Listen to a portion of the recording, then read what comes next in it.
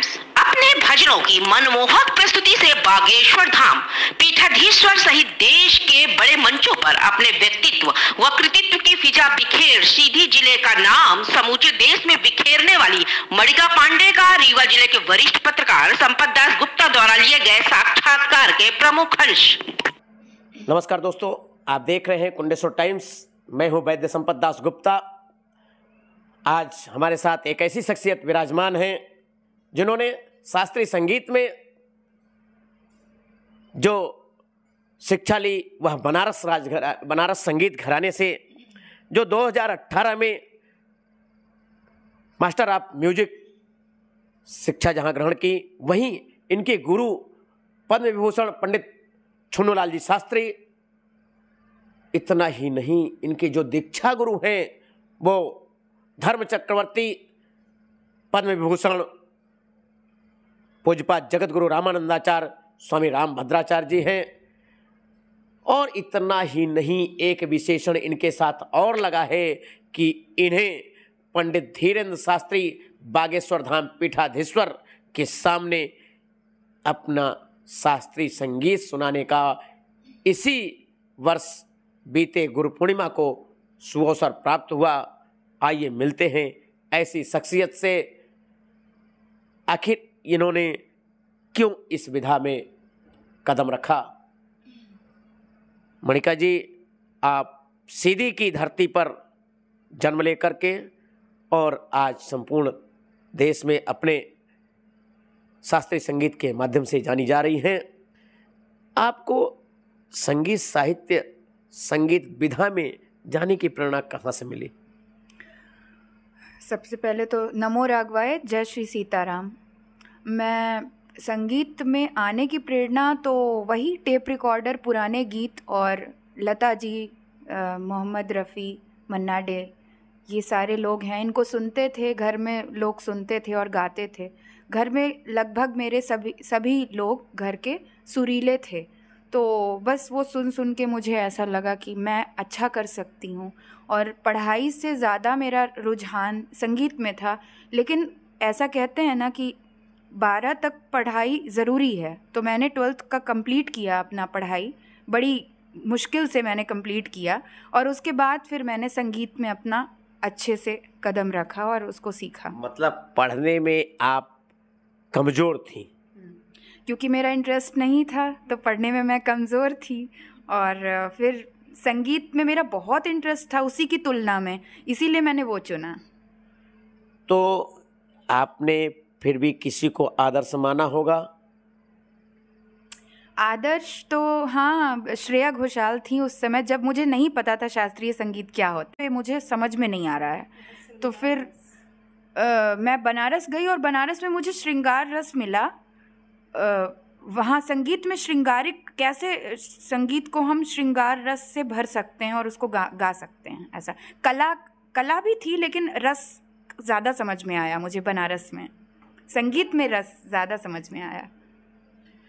आपको बागेश्वर धाम पीठाधीश्वर के सामने इस वर्ष जाने का जो अवसर मिला, कितना इंतज़ार करना पड़ा? वहाँ लोग कहते 3 दिन 4 दिन इंतज़ार करने के बाद समय आता है और महाराज जी की कृपा बरसती है। आप कैसे पहुँची और कैसे आपको संगीत सुनाने का सुअवसर मिला? मैंने गुरुदेव का नाम लेके, भगवान का नाम लेके मैं वहाँ गई और दिमाग में था, मन में था दृढ़ संकल्प कि मुझे उनसे मिलना है एक बार और एक बार अपना संगीत सुनाना है उनको। मेरी जो इतने दिन की साधना है वो मैं सफल मानूंगी अगर मैं उनको सुना दी, अगर वो सुन लिए। ऐसा मन में वो लेके मैं संकल्प लेके गई और मैं गई और तुरंत मुझे दर्शन मिले और बस दर्शन हुए और उन्होंने कहा कि बस आपका संगीत हम सुनना चाहते हैं। और ये हॉल, क्योंकि सफाई हो रही थी उस समय, तो उन्होंने कहा कि हॉल खाली करवा दिया जाए, उस बच्ची के अलावा बाकी सब कोई भी नहीं रहेगा, इस बच्ची के अलावा और इसकी माँ के अलावा, ऐसा उन्होंने कहा। तो फिर हॉल खाली हुआ, सफाई हुई हॉल की। फिर वो ऊपर गए, कुछ देर बाद नीचे आए, उन्होंने मेरा संगीत सुना और करीबन 20-25 मिनट उन्होंने बड़ा ध्यान से मन लगा के सुना। मैं स्वरमंडल लेके गा रही थी, मेरा शास्त्रीय वाद्य है स्वरमंडल। क्या कौन सा वहाँ आपने संगीत गाया? मैंने वहाँ 2 भजन गाए, उसमें से मैं सुनाती हूँ एक। पकड़ लो हाथ बनवारी, पकड़ लो हाथ बनवारी, नहीं तो डूब जाएंगे, तुम्हारा कुछ न बिगड़ेगा, हमारा कुछ न बिगड़ेगा, तुम्हारी लाज जाएगी। मणिका जी, आप उनके अलावा धीरेन्द्र शास्त्री जी के यहाँ जो गाई, उसके अलावा बड़े स्टेजों पर कहाँ कहाँ जाने को आपको अवसर मिला? अभी रिसेंटली तुलसी पीठ में जुलाई मंथ में हर साल होता है झूला महोत्सव, बहुत बड़े स्तर पर गुरुजी कराते हैं वो, और उन्होंने मुझे बुलाया था, वहाँ से बुलावा आया था, इनविटेशन, उसके बाद मैं गई और 4 दिन लगातार मेरा गायन था। जनरली 1 दिन एक कलाकार का गायन होता है, लेकिन 4 दिन उन्होंने अनाउंस कर दिया कि 4 दिन मणिका गाएगी, तो चारों दिन झूला महोत्सव में मेरा गायन हुआ। उसके बाद मैंने बनारस पढ़ाई के दौरान ही सुबह बनारस में गाना गाया और गायन किया, शास्त्रीय गायन, और तानसेन समारोह ग्वालियर में भी। ये 2 बड़े मंचों पर जाने का आपको अवसर मिला, तो आपने अभी देखा मणिका जी को, और यह सौभाग्य है कि जो 2-2, 3-3 दिन रुकते हैं तो भी दर्शन नहीं मिलते।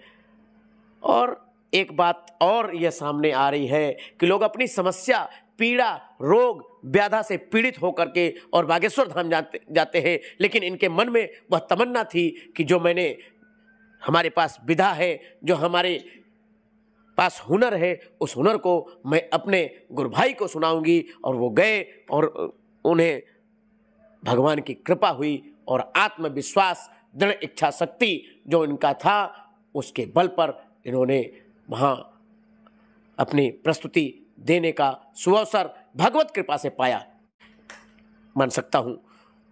धन्यवाद। संपत दासगुप्त, अमर मिश्रा के साथ।